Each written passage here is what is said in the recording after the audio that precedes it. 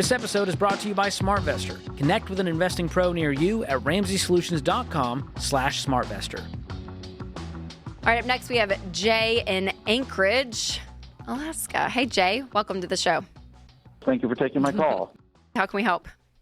Yeah, so I just received a promotion at work, and the new compensation package makes me ineligible to contribute to the company 401k plan. So they've offered a different plan, pre-tax dollars, a small match, but it's unqualified.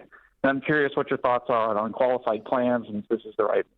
Yeah, I'm curious why you're not able to contribute to the 401k, because you chose a different package for a benefit, for your benefits? No, they have told me that if the compensation exceeds a certain amount, the plan is not able to be contributed to. Oh, Got I it. gotcha. Okay. So are you a very high earner? Evidently so. Okay. So I can't contribute to the 401k anymore. So explain to us what your options are again.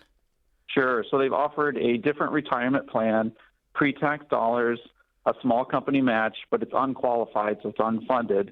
That gives me pause, and I'm curious what your thoughts are on those types of plans, and should I contribute? What are they invested in? Do you know?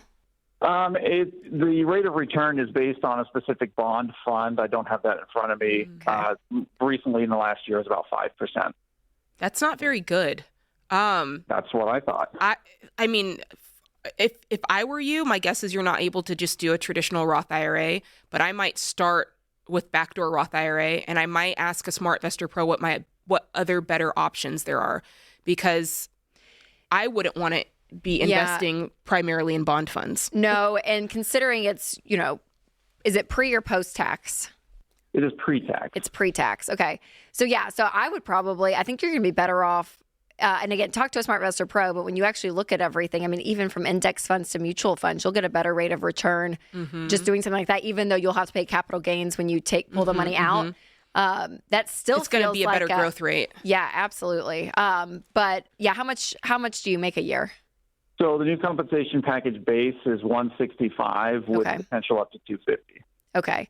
I think you'll still qualify for a traditional Roth IRA at that range. So I would definitely be funding that. You can fund up to $7,000 in that. But I would do that 100%. And then I would probably just look at index funds or mutual funds beyond that. It's not retirement and you're not getting that match. But how much are they matching? What percentage? It is 50% of the first 6%. 50% of the first 6. Okay. It's an interesting way. Okay. I mean, it's hard because it's free money coming from the company, right? But again, your rate of return, I just think that you could... 5% is... I think you could still... I think you'll end savings. up... Yeah, I think you'll end up better just doing it on your own versus putting money into this.